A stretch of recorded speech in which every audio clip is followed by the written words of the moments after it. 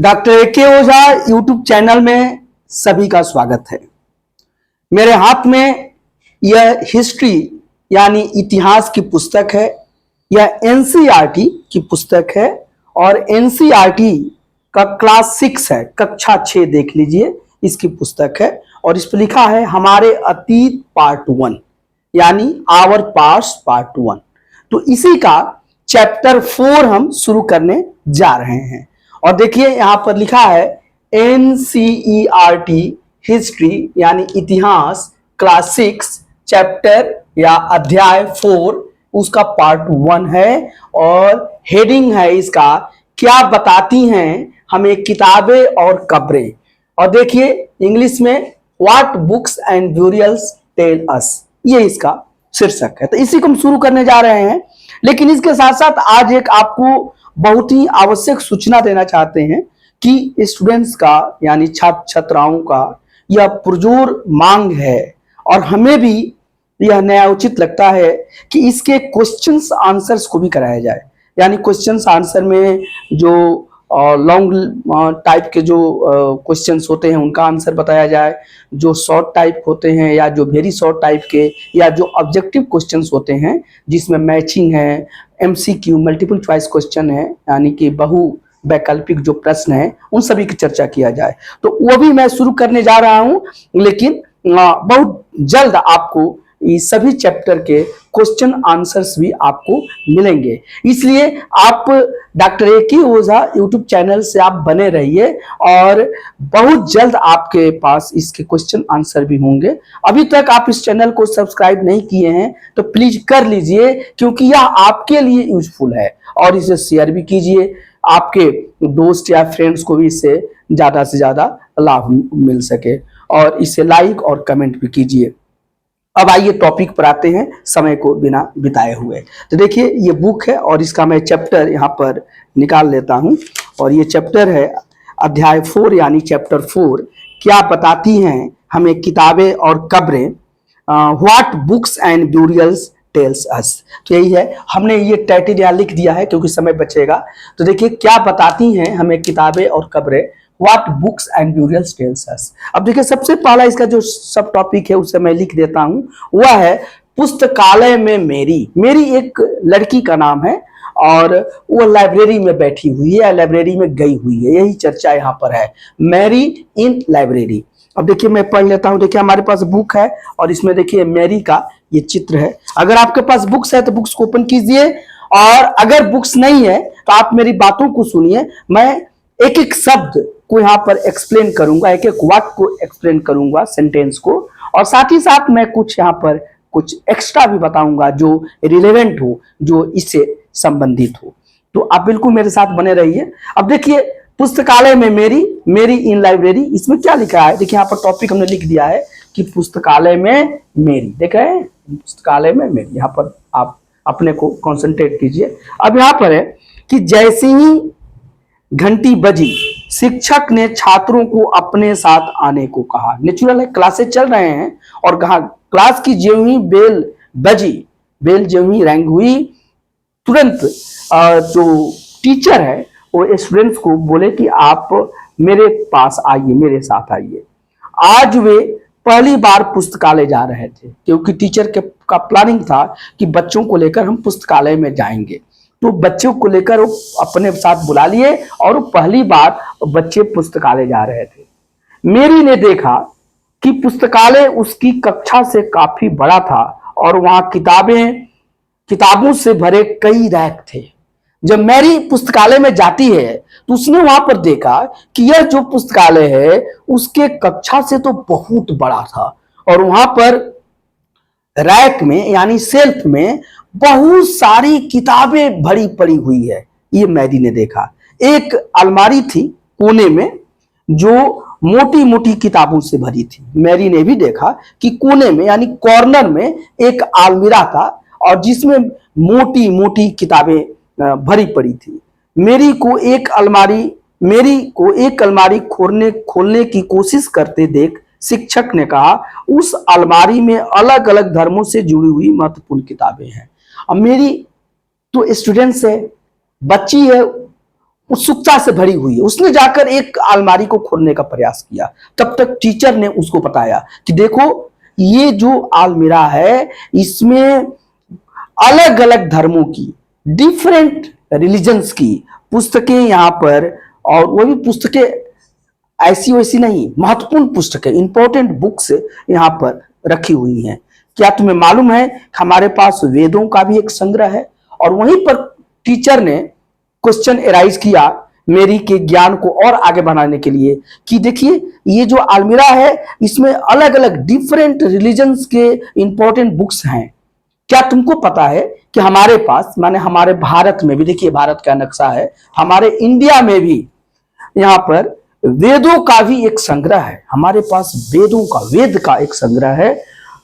मेरी सोचने लगी वेद क्या है, चलो पता लगाएं। अब यहीं से हमारी टॉपिक शुरू हो रही है। तो सबसे पहला टॉपिक है वेद क्या है। और देखिए सब टॉपिक यहां पर दिया है कि दुनिया के प्राचीनतम साहित्यिक स्रोतों में एक। तो पहला आंसर तो यही है कि वेद क्या है भाई। तो वेद जो है वह दुनिया के प्राचीनतम साहित्यिक स्रोतों में एक है। देखिए one of the oldest books in the world.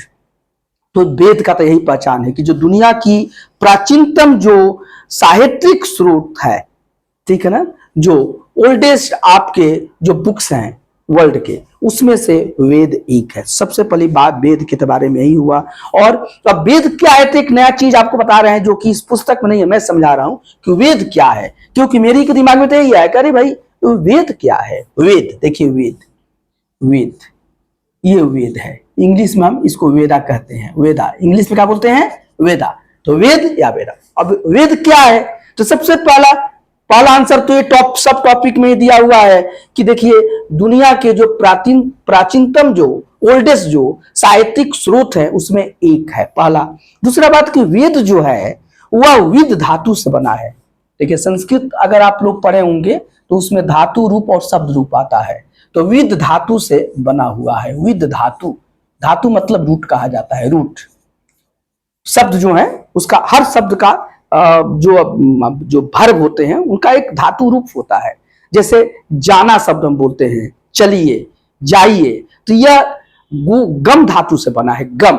इसी तरह से पढ़ना, हम लोग पढ़ रहे हैं ना, तो पढ़ना, तो ये जो पढ़ना है, ठीक है, यह तो पठ धातु से बना हुआ है। तो ये शब्द बने हुए हैं, तो ये धातु रूप है। तो वेद जो है वो विद धातु से बना है। और विद का मतलब क्या होता है? विद का मतलब होता है टू नो, टू नो, जानना, टू नो यानी जानना। तो ये बहुत आप एक इंपॉर्टेंट बात जान जाइए कि वेद शब्द ही ज्ञान का शब्द है, जानने से इसका मतलब है। तो वेद जो है विद धातु से बना है और विद से ही टू नो बना है, ठीक है। तो ये आपको एक शब्द आ गया। अब सबसे पहले इसमें देखिए शब्द शुरू हो रहा है, शायद तुमने वेदों के बारे में सुना होगा। अब ये टॉपिक को शुरू किया जा रहा है, तो हमने तो कुछ बता भी दिया, अब आप सुने भी होंगे पहले से भी। तो देखिए वेद 4 होते हैं। वेद कितने हैं? 4। There are 4 Vedas. तो वेद जो है 4 होते हैं। तो ये वेद 4 हैं। देखिए दूसरा लाइन में लिख देता हूं, आप लोग नोट करते जाइए। वेद 4 हैं, ये आप कंफ्यूज मत कीजिएगा, बहुत इंपॉर्टेंट टॉपिक चल रहा है। तो वेद जो है या वेदास जो है वो 4 इन नंबर्स, 4 हैं। कौन कौन है? तो देखिए यहां पर लिखा है ऋग्वेद, सामवेद, यजुर्वेद और अथर्ववेद। यहां मैं लिख देता हूं वेद 4 हैं। कौन कौन है भैया? भैया देखिए यहां पर पहला है ऋग्वेद, ऋग्वेद। दूसरा है, नोट कर लीजिए, ऋग्वेद। दूसरा है सामवेद, सामवेद। तीसरा है यजुर्वेद, यजुर्वेद बहुत इंपॉर्टेंट है, आप लोग नोट कर लीजिए, याद भी कर लीजिए, यजुर्वेद। और चौथा है अथर्ववेद, अथर्ववेद। तो वेद कितने हो गए? 4 हो गए।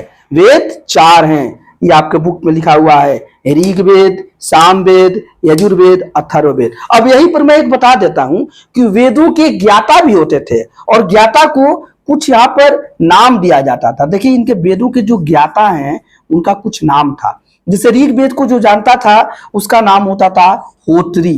होत्री, यही मैं लिख देता हूं, होत्री, या उसी को होता भी कहा जाता था, होत्री या होता। इसको नोट कर लीजिए और इंपॉर्टेंट क्वेश्चंस बनेंगे इस पर।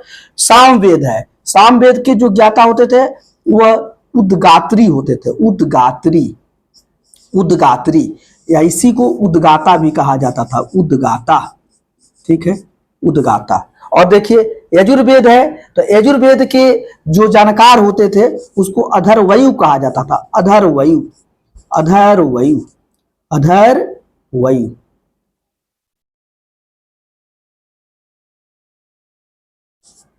ठीक है, ये होगा। और अथर्ववेद को ब्रह्मा कहा जाता था, ब्रह्मा। तो इसके ज्ञाता का नाम अलग अलग होता था। तो ये चारों वेदों के ज्ञाता होते थे। एक और बात जान जाइए कि ये जो तीन वेद है, ऋग्वेद, सामवेद, यजुर्वेद, यही जान लीजिए, इसको त्रय कहा जाता था। इसको क्या बोला जाता था? एक साथ मिला के तीनों को त्रय कहा जाता था। ये तीनों एक साथ त्रय कहलाते थे। देखिए यहां मैं लिख देता हूं, त्रय, त्रय, त्रय मतलब तीन है, क्योंकि तीनों की विषय वस्तु एक जैसी है, इनकी भाषा भी एक जैसी है संस्कृत, लेकिन अथर्ववेद थोड़ा सा विषय वस्तु में अलग होता है। तो कहीं कहीं अथर्ववेद को इस त्रय से अलग माना जाता है। तो ये तीन को त्रय कहा जाता था। और चारों के ज्ञाता का नाम बता दिए कि ऋग्वेद का जो ज्ञाता होता था उसे होत्री या होता कहते थे, सामवेद का जो ज्ञाता होता था उसे उद्गात्री या उद्गाता कहते थे, यजुर्वेद का जो ज्ञाता होता था उसे अधर्वयु या कहते थे, और अथर्ववेद का जो ज्ञाता होता था उसे ब्रह्मा कहते थे। आप जान गए। एक और आप यहीं पर जान जाइए कि सभी वेदों के अलग अलग उपवेद भी होते थे। ये बहुत इंपॉर्टेंट है, उपवेद है, उपवेद, क्योंकि आपके मन में आ जाएगा। अभी तक तो आप यही सोचते हैं कि ये रिलीजियस बुक्स हैं, इसमें सिर्फ धर्म की ही बातें हैं। नहीं, इसमें साइंस एंड टेक्नोलॉजी की बातें हैं, क्योंकि वेद जो है उसका मतलब है, वेद जो है विद धातु से बना है, जिसका मतलब टू नो होता है, जानना होता है। तो जानने में हम सब कुछ जाने, लेकिन आधुनिक चीज भी वेदों में हुआ करते थे। कैसे हुआ करते थे? सभी के उपवेद थे। देखिए जो ऋग्वेद है उसका जो उपवेद है वो आयुर्वेद था। ये बहुत पूछा जाता है परीक्षा में, आयुर्वेद। आयुर्वेद जो मेडिकल साइंस है, जो लाइफ साइंस है, तो ये आयुर्वेद है। और इस पर तो पूरा वर्ल्ड रिसर्च कर रहा है आयुर्वेद पर। तो आयुर्वेद ऋग्वेद का ही एक उपवेद है, और ये मेडिकल साइंस या लाइफ साइंस है, स्टडी ऑफ लाइफ है, और इसमें ये ज्ञान से भरा हुआ है। इसी तरह से देखिए जो सामवेद है, तो सामवेद का उपवेद जो होता था उसको गंधर्व वेद कहा जाता था, गंधर्व वेद, गंधर्व वेद, क्योंकि यहीं से संगीत का जन्म हुआ है, म्यूजिक। ये म्यूजिक साइंस है। गंधर्व वेद क्या है? म्यूजिक साइंस है। इसमें म्यूजिक साइंस है, नाट्य शास्त्र, सब कुछ भरा हुआ है। तो बहुत बड़ा ज्ञान का ये भंडार है। यजुर्वेद जो है, यजुर्वेद इसका जो मूल होता था वह देखिए धनुर्वेद है, धनुर्वेद, इसका उपवेद है धनुर्वेद, धनुर्वेद। इसमें शस्त्र चलाने की विद्या को इसमें रखा गया था। धनुर मतलब आर्चरी का इसमें ज्ञान दिया गया था, और इसके साथ साथ और भी कई तरह के शस्त्र चलाने की शिक्षाएं दी जाती थी। और अथर्ववेद है, उसका जो उपवेद है उसका नाम है स्थापत्य वेद, स्थापत्य वेद।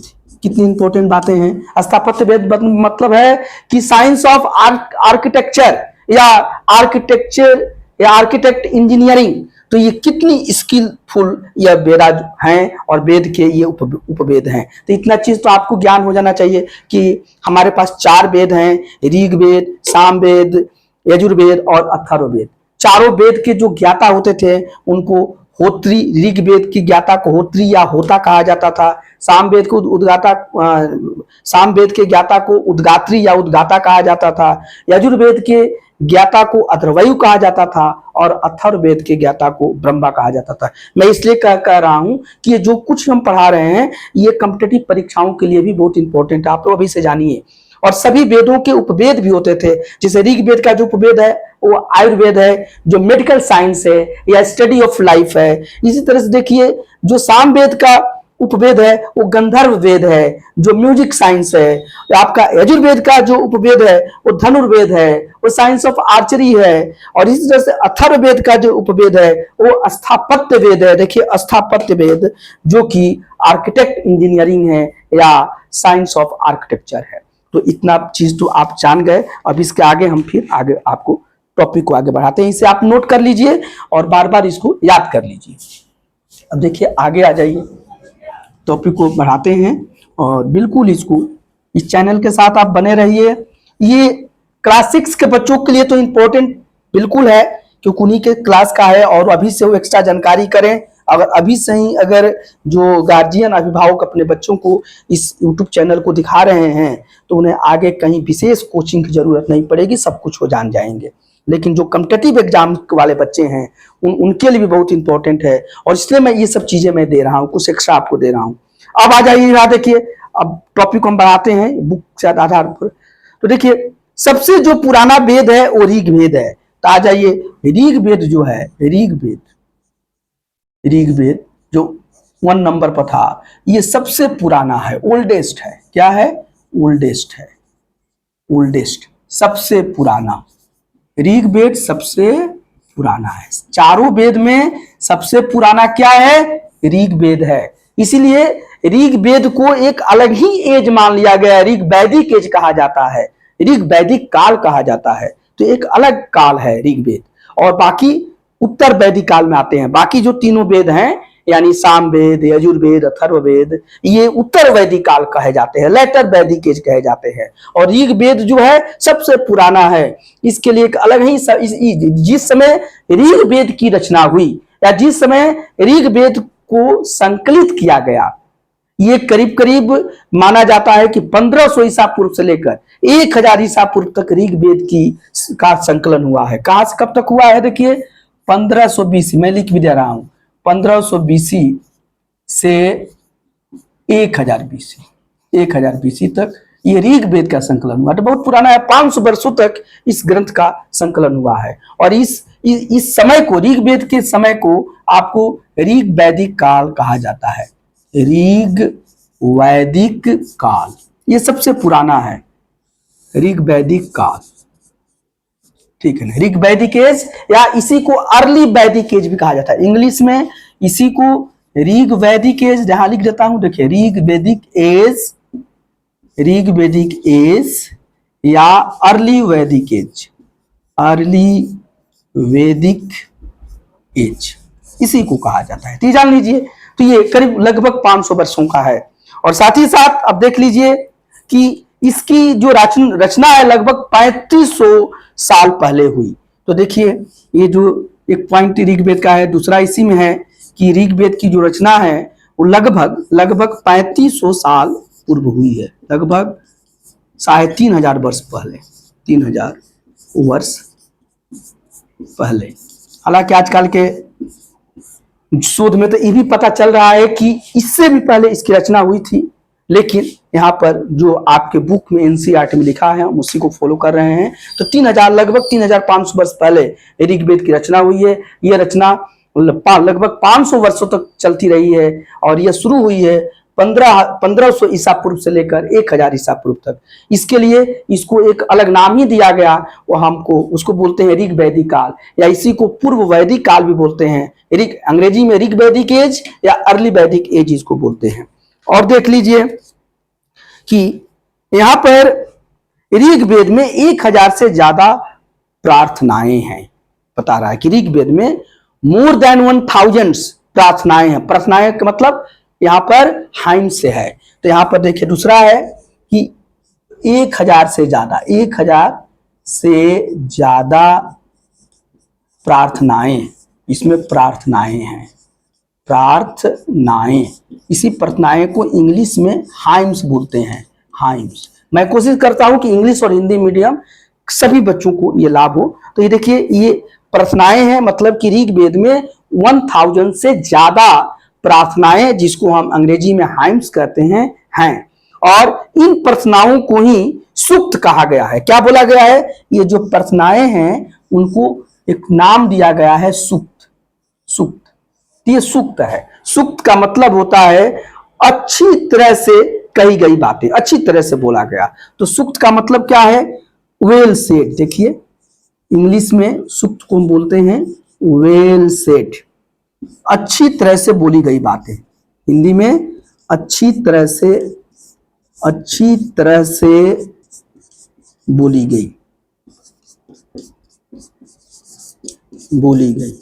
तो ऋग्वेद में अच्छी तरह से बोली गई जो बातें हैं उन्हीं को प्रार्थना कहते हैं, उन्हीं को अंग्रेजी में हाइम्स कहते हैं, उन्हीं को सूक्त कहते हैं, वेल सेड। ठीक है, तो वेल सेड, सूक्त यानी वेल सेड, अच्छी तरह से कही गई। तो यहां तक तो आपको कोई समस्या नहीं होनी चाहिए। अब देखिए, अब क्या है कि ये विभिन्न देवी देवताओं की स्तुति में रचे गए हैं। ये जो सूक्त हैं यानी जो ऋग्वेद में जो हाइम्स हैं या प्रार्थनाएं हैं, वह देवी और देवताओं की प्रार्थनाओं में ये रचे गए हैं, क्योंकि या देवी देवताओं की स्तुति की गई है। ये बात समझिए कि जो ये ऋग्वेद के समय जो लोगों का विश्वास था या लोगों की जो आस्था थी, तो उन्होंने क्या किया कि उन्होंने जो भी प्राकृतिक शक्तियों को देखा, जो भी नेचुरल पावर को देखा और जिससे उनको फायदा हुआ, जिससे उनको लाभ लगा कि इससे हमको लाभ हो रहा है, तो उसको उन्होंने स्तुति किया, उनको उन्होंने प्रार्थना किया, थैंक्स बोला। ये आप आज के भाषा में बोल सकते हैं। मतलब कि उनके प्रति उन्होंने अपनी कृतज्ञता ज्ञापित की, ऑब्लिगेशन अपना ज्ञापित किया। जैसे सूर्य से फायदा हुआ तो सूर्य को उन्होंने प्रणाम किया, अग्नि से फायदा हुआ तो अग्नि को प्रणाम किया। ठीक है, तो इन सभी जो प्राकृतिक शक्तियां हैं उनकी स्तुति की गई है और यही सूक्त है। तो ऋग्वेद में 1000 से ज्यादा यहाँ पर सूक्त हैं। तो फिर इसको हम आगे बढ़ते हैं। हमें लगता है कि आप लोग नोट करते जा रहे हैं होंगे और आपको समझ में आ रहा होगा। कहीं भी अगर आपको कहीं प्रॉब्लम आ रही है तो आप जरूर इसे कमेंट सेक्शन में आप लिखिएगा और मैं आप सभी के कमेंट्स का जवाब भी देता हूं और उसको मैं बहुत ही ध्यान से पढ़ता भी हूं। तो आप अपने कमेंट सेक्शन में हर बात को लिखिएगा और इससे आपको और भी लाभ होगा। अब आइए, और इसके अगला लाइन में बोल रहा हूं कि देखिए इनमें से 3 देवता महत्वपूर्ण हैं। कई देवताओं के बारे में चर्चा की गई है क्योंकि गॉड और गॉडेसेस के बारे में चर्चा की गई है, लेकिन 3 देवता महत्वपूर्ण हैं, अग्नि, इंद्र और सोम। जहां देखिए जितनी देवताओं के बारे में हैं उनमें 3 देवता महत्वपूर्ण है। 3 देवता, देवता का मतलब हो गया गॉड्स। 3 गॉड्स क्या है? महत्वपूर्ण है, इंपॉर्टेंट है, महत्वपूर्ण है, इंपॉर्टेंट। 3 गॉड्स महत्वपूर्ण है। कौन कौन है? तो सबसे पहला जैसे नाम दिया जा रहा है अग्नि। देखिए एक अग्नि है, अग्नि, आग, फायर जो कहते हैं, अग्नि। अग्नि जो देवता है वो आपके इंपॉर्टेंट है। और देखिए ये अग्नि जो है यह द गॉड ऑफ फायर है। देखिए मैं लिख देता हूं अंग्रेजी में भी, the God of fire, the God of fire. ठीक है, ये युद्ध के देव मतलब आग के देवता है, यानी कि आग के देवता, आग के देवता। ठीक है ना, इनको अग्निदेव कहा गया है। तो एक अग्नि देवता है, द गॉड ऑफ फायर, आग के देवता हैं। दूसरा इसमें नाम लिखा है इंद्र। देखिए इंद्र हैं और ये जो हैं ये वॉरियर गॉड हैं, मतलब युद्ध के देवता हैं। इंद्र जो हैं वो युद्ध के देवता हैं। क्या है? वॉरियर गॉड, वॉरियर गॉड, युद्ध के देवता, युद्ध के देवता। उस समय युद्ध हो रहे थे तो युद्ध में ये देवता नेतृत्व करते थे, ऐसा माना जाता है। तो जो इंद्र को वॉरियर गॉड कहा गया है। कुछ लोगों का ये मानना है कि सर आप यूपीएससी के लिए, सिविल सर्विसेज के लिए अलग से इस टॉपिक पर बनाई, तो मैं बिल्कुल बनाऊंगा, ये मेरे दिमाग में है। लेकिन अभी चूंकि मैं क्लास 6 का ही चर्चा कर रहा हूं इसलिए बहुत ज्यादा दूर नहीं जाता हूं, लेकिन जो इंपॉर्टेंट है वो तो मैं बता रहा हूं, इसमें भी कुछ ऐड करता हूं। लेकिन बहुत ज्यादा मैं इस पर विश्लेषण में चला जाऊंगा कि जैसे इंद्र को पुरंदर कहा जाता था, तो ये सब चीज थोड़ा सा ज्यादा हो जाएगा। तो इसके लिए अलग से भी वीडियो बनेगा जो सिर्फ कॉम्पिटिटिव एग्जाम्स के लिए है। लेकिन यह बेस बना रहा है। ये कंपटीशन के लिए भी है और क्लास 6 के बच्चों के लिए है, इसलिए आप लोग ध्यान से पढ़िए। तो इंद्र जो थे वो वॉरियर गॉड है, युद्ध के देवता। अग्नि द गॉड ऑफ फायर, यानी कि आग के देवता हैं। और इसी तरह से एक और देवता की इसमें महत्वपूर्ण बताया गया है सोम। और भी देवता हैं लेकिन ये महत्वपूर्ण देवता की चर्चा हो रही है। तो सोम जो है यह देख लीजिए, यह जो आपके जो देवता हैं यह एक पौधा है जिससे एक खास पेय बनाया जाता था। तो सोम क्या है, इनको इंग्लिश में सोमा लिखा जाता है। एक पौधा, एक पौधा जिससे, एक पौधा है जिससे एक खास पेय, एक खास पेय, खास पेय, पेय का मतलब ड्रिंक, एक खास पेय बनता था। तो ये आपको कहा गया है, तो एक खास पेय बनता था। पेय यानी ड्रिंक, पीते थे लोग। कहा जाता है कि ये मादक होता था, थोड़ा सा नशा लाता था। तो ये सोम देवता है। इतने महत्वपूर्ण थे कि ऋग्वेद का जो, ऋग्वेद में 10 मंडल हैं, टोटल 10 मंडल ऋग्वेद में है। अलग से मैं ऋग्वेद का चर्चा करूंगा। तो 10 मंडल हैं। 10 मंडल में जो 9th मंडल है, 9वां मंडल, वो पूरा का पूरा ये सोम देवता पर, इसी सोम देवता को समर्पित है। और यहीं पर तो उसको सोम मंडल कहा जाता है। 9th ऋग्वेद का जो 9वां मंडल है उसको क्या बोलते हैं, सोम मंडल। तो इस सोम को है। तो 3 इंपॉर्टेंट देवता थे। अग्नि जो कि आग के देवता थे, गॉड ऑफ फायर थे। इंद्र जो युद्ध के देवता थे, वॉरियर गॉड थे। और सोम एक पौधा था जिससे एक पेय बनता था, एक ड्रिंक बनता था। तो ये आपको बिल्कुल आपने जान गए। अब देखिए, वैदिक प्रार्थनाओं की रचना ऋषियों ने की थी। आचार्य विद्यार्थियों को इन्हें अक्षरों, शब्दों और वाक्यों में बांटकर सस्वर पाठ द्वारा कंठस्थ करवाते थे। अधिकांश सूक्तों के रचयिता सीखने और सिखाने वाले पुरुष थे। कुछ प्रार्थनाओं की रचना महिलाओं ने भी की थी। ऋग्वेद की भाषा प्राक संस्कृत या वैदिक संस्कृत कहलाती है। तो ये बहुत इंपॉर्टेंट है। इसको फिर मैं मिटा देता हूं और इस पैराग्राफ को मैं एक्सप्लेन कर रहा हूं। यहां पर यही बताया जा रहा है कि ऋग्वेद के पहली बात की जो भी इसके ऋग्वेद के जो सूक्त की रचना जो किए हैं उसमें अधिकांश पुरुष थे, लेकिन कुछ में महिलाएं भी रचना की हैं। जैसे महिलाओं में सुक्ता थी, विश्वारा थी, निक्ता थी, घोषा थी, अपाला थी, ये सब नाम है। तो ये इसमें आता है। तो पहली बात कि मैक्सिमम पुरुष लोग करते थे ऋग्वेद की सूक्तों की रचनाएं, लेकिन बहुत बहुत जगह या कुछ मात्रा में पुरुषों से तो कम है, लेकिन महिलाएं भी ऋग्वेद की सूक्तों की रचना की है। एक और बात है कि ऋग्वेद में देखिए अक्षर, शब्द और वाक्यों को बांटकर सस्वर पाठ कराया जाता था। ऋग्वेद को पढ़ा नहीं जाता था क्योंकि उस समय लिखने की कला विकसित नहीं हो पाई थी, इसलिए सस्वर पाठ किया जाता था। ये बहुत कठिन काम है। और जिन लोगों ने इतने महत्वपूर्ण ऋग्वेद और उसके उपवेद आयुर्वेद, ठीक है, या सभी वेदों के जो महत्वपूर्ण उपवेद हैं, ये सभी को यहां तक जो लाए हैं, एक्चुअली वो भी स्तुति के पात्र हैं और हमें उनकी प्रशंसा करनी चाहिए क्योंकि वो बिल्कुल शुद्धतम रूप में, शुद्ध रूप में, बिल्कुल एरर नहीं हुआ। और उसको वहां से ऋग्वेद आज से, ये बुक बता रही है कि शायद 3000 वर्ष पहले की बात को और आज तक हमारे पास अगर वो पहुंचा पाया है, और जबकि लिखने की कला उसमें विकसित नहीं हुई थी, लोग सस्वर पाठ करके एक पीढ़ी से दूसरे पीढ़ी तक वो वेद आया है, इतना इंपॉर्टेंट ज्ञान का भंडार आया है। तो जो भी इसमें लाने में योगदान दिए हैं उनका बहुत बहुत हमें धन्यवाद बोलना चाहिए, थैंक्स बोलना चाहिए और उनके प्रति श्रद्धा भाव रखनी चाहिए। और ये ऐसे नहीं आया, वेद को जानने के लिए लोगों ने वेदांग की रचना की। वेदांग मतलब वेद के अंग होते हैं, ये 6 होते हैं। मैं थोड़ा सा यहाँ पर लिख देता हूं आपको समझने के लिए कि वेद को जानने के लिए यहाँ पर क्या हुई की रचना, वेदांग।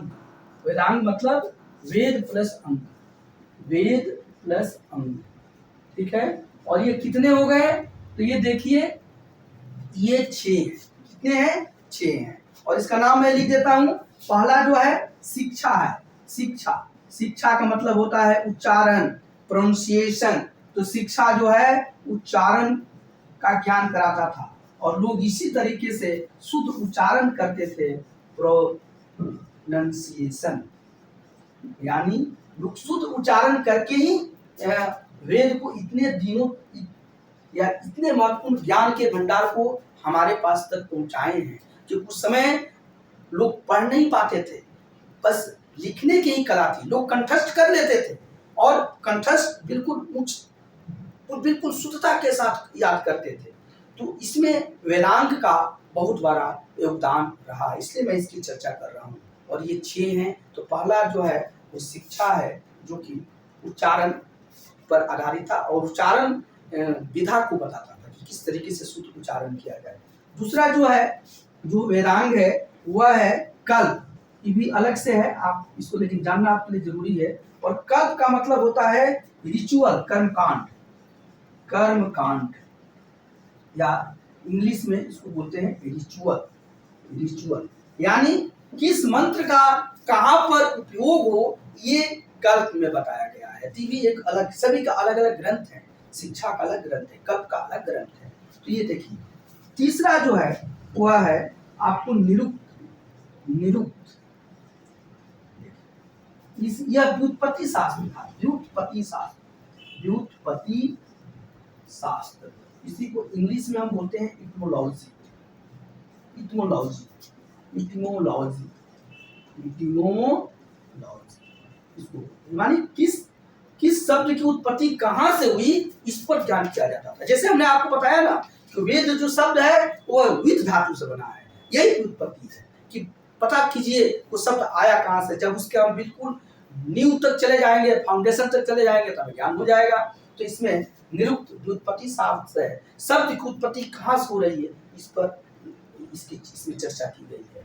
और ये सब अगर जो भी वेदांत की अध्ययन बढ़िया से कर लेता था, तो वो वेद को सही तरीका से पढ़ पाता था या सही तरीका से कंठस्थ कर पाता था। और इसी कारण से वेदांत के कारण ही वेद जो है अभी तक हमारे पास शुद्ध रूप में पहुंच पाया है।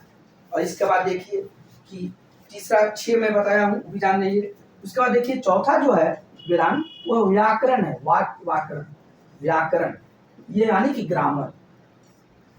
ग्रामर, ग्रामर इसका मतलब यही हुआ कि शब्द का वाक्य में किस तरीके से प्रयोग किया जाए, यही तो व्याकरण पर बनाता है। जैसे आप अंग्रेजी पढ़ते हो तो आप पढ़ते हो ना कि पहले सब्जेक्ट रखते हैं, फिर वर्ब रखते हैं, फिर ऑब्जेक्ट रखते हैं। या हिंदी में आप पढ़ते हो या संस्कृत में तो क्या होता है कि पहले कर्ता को रखते हैं, कर्ता के बाद फिर कर्म रखते हैं, बाद में क्रिया को रखते हैं। तो ये जो विज्ञान है कि शब्द का को कैसे बनाया जाए और किस तरीके से शुद्ध रूप लिखा जाए कि शब्द शुद्ध रूप में आए, वो व्याकरण ही तो बताता है। तो चौथा जो है और वेदांत वो व्याकरण है। इसके बाद देखिए छंद है, पांचवा जो है छंद है। छंद, इसी को छंद को हम लोग मीटर भी कहते हैं, मीटर, मीटर, ठीक है। और इसमें है कि किस तरीके से जो भी सूक्त बनते थे उसमें मात्रा होती थी कि कितने शब्द रखा जाए, कैसे रखा जाए। तो इसकी बहुत, इसीलिए इतने वो सुंदर लगते हैं। अभी कहीं देखिए कहीं वेदों का पाठ हो रहा है तो बहुत सुंदर आपको लगेंगे, उसमें छंद का ही कमाल है। इसीलिए वेद को छांदस भी कहते हैं। क्या बोलते हैं? छांदस, क्योंकि वो छंद बिल्कुल मीटर है, माप, पैरा, बिल्कुल मेजरमेंट के द्वारा जो सूक्त है उनमें शब्दों को रखा गया है। तो यही छंद है। और इसके बाद देखिए छठा जो है यह आपका ज्योतिष है।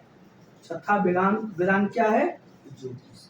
ज्योतिष जो है वो, इसमें क्या होता था कि इसमें नक्षत्र और खगोल विज्ञान का ज्ञान होता था और इसके आधार पर लोग शुभ समय, शुभ मुहूर्त निकालकर कोई कर्म करते थे। यहाँ पर नक्षत्र और खगोल शास्त्र मैं लिख देता हूँ, नक्षत्र एंड खगोल शास्त्र, खगोल विज्ञान। तो ग्रह नक्षत्र का ज्ञान करके तब सही समय पर कोई सही काम लोग करते थे। तो ये भी वेदांत की हमने चर्चा किया है। साथ ही साथ आपको हमने यहाँ पर ये बताया कि जो वेदों की जो रचना हुई है उसमें लोग सस्वर पाठ करते थे, कंठस्थ करके पाठ करते थे, क्योंकि उसमें लिखने की कोई कला नहीं थी। तो जब लिखा है, कोई चीज दिखा, जैसे हमारे पास एक बुक लिखा हुआ है तो मैं इसको पढ़ के बता रहा हूँ, लेकिन अगर नहीं लिखा है तब कैसे क्या हो। उस समय लोग वेद को इतने सुंदर ज्ञान भंडार को लोग कंठस्थ कर लेते थे, याद कर लेते थे, फिर उनके बाद दूसरी पीढ़ी याद करके उसको आगे ले गई है और यहाँ तक हम लाए हैं। ठीक, कितना कठिन काम है, और उस कठिन काम को आसान या सहज बनाने में इस वेदांग का मतलब था, जो शिक्षा, कल्प, निरुक्त, व्याकरण, छंद और ज्योतिष है। यहाँ तो आप जान गए, और फिर मैं बात को, चर्चा को आगे बढ़ाता हूँ। और यहाँ पर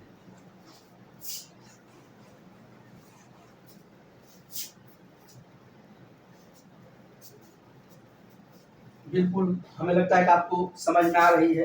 बार बार मेरी इस बात की चिंता रहती है कि आपको समझ में आए जो भी बता रहे हैं। हम जिन किताबों को पढ़ते हैं वो लिखी और छापी गई हैं। तो मैं समझा रहा हूँ कि जो भी आज हम किताब पढ़ रहे हैं वो तो या तो लिखी गई है, छापी गई है। ऋग्वेद का उच्चारण किया जाता था और श्रवण किया जाता था, न कि पढ़ा जाता था।